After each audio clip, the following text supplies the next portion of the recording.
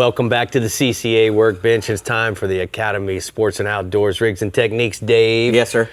I know sharks are both of ours a favorite. Well, you know, I fell in love with sharks before I even started fishing. You know, I had my dad take me to see blue water white death when I was 7 years old.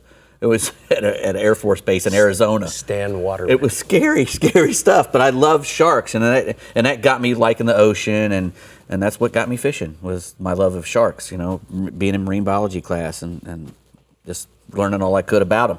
And, you know, sharks are incredible animals. You know, they haven't virtually unchanged for 150 million years, even longer. Their bodies have not changed.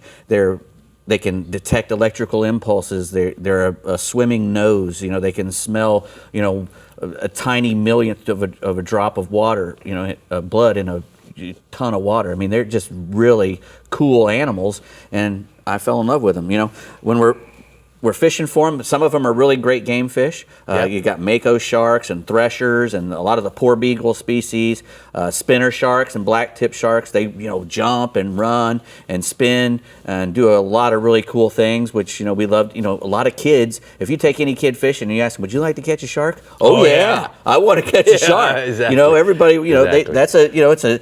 I guess it's, you know, because sharks can eat people, you know, they attack people sometimes. So, you know, it's a big thing for us to subdue something that could eat us or kill us. You know, exactly. And I think that's one of the big things about it. You know, you can fish for sharks from the shore or from the boat. You know, you can here in Florida, if you want to fish for sharks from the shore, you have to take a class. You know, there's a little shore-based shark fishing class that you have to take and get a license to do. It tells you what kind of leaders you have to use and all that stuff. There's quite a few little rules and stuff. I didn't know that. Yeah, there's quite a few little rules that you have to learn. Learn to identify several different species, because you have to know the ones that you can't catch and the ones that you can keep. And right. And this is a little test on there that asks you all these questions.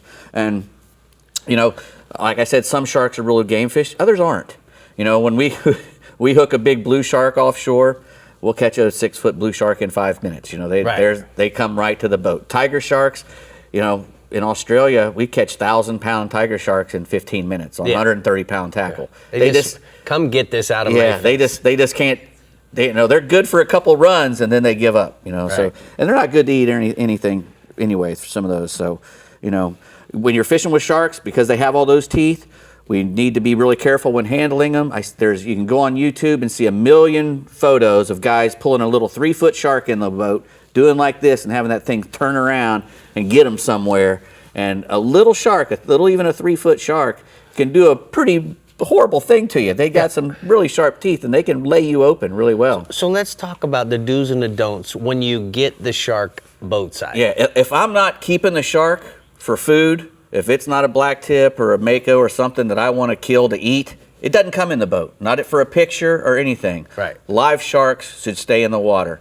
And you don't want to put a shark that's alive in the boat.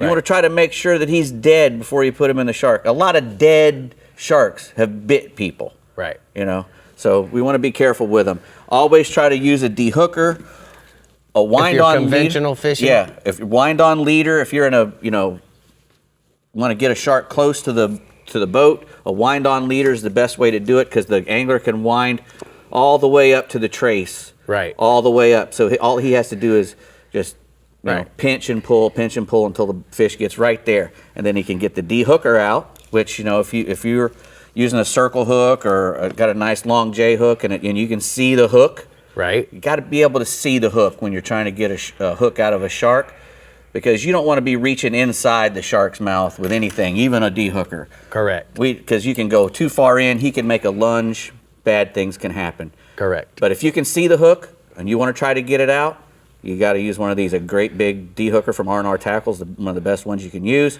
Slide that thing down the leader, get it in the crotch of the hook, and start lifting and pulling down with the leader at the same time. And usually that circle hook will come right out. Correct. And if it's deep, Ray has designed his... To push it. To be able to push. Right. You can either lift it out or push it out with this tool. That's exactly right. But, you know, if you can't get it out, if it's taking a little too long of a time, or, you know, the shark's fighting you at the boat and you want to let it go, good pair of cutters, reach Yeah, over there and just cut him reach off. over there Let and him cut him keep the off. hook. Yeah. The hook's not that big a deal. It's that simple. Yeah, the hook, it's not Boom. that big a deal.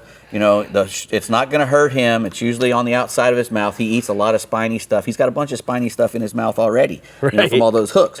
So, you know, don't be afraid to let him swim away with the hook. Now, always good to have a good pair of gloves. When you're wrapping up a shark to get it under control, you want something that's going to keep your hands from getting crushed. Always make 2 wraps. Don't do 1 or 3. Right. If you do 3, it can hang up when he starts to take off and you go to let go and you can't let go. Sometimes you'll go with him. You don't want to be in the water with a shark. No. If you only do 1, it'll slip, and he'll keep getting further away and you can come to a swivel or something and then you're in trouble again. Yes. And you have to let him go.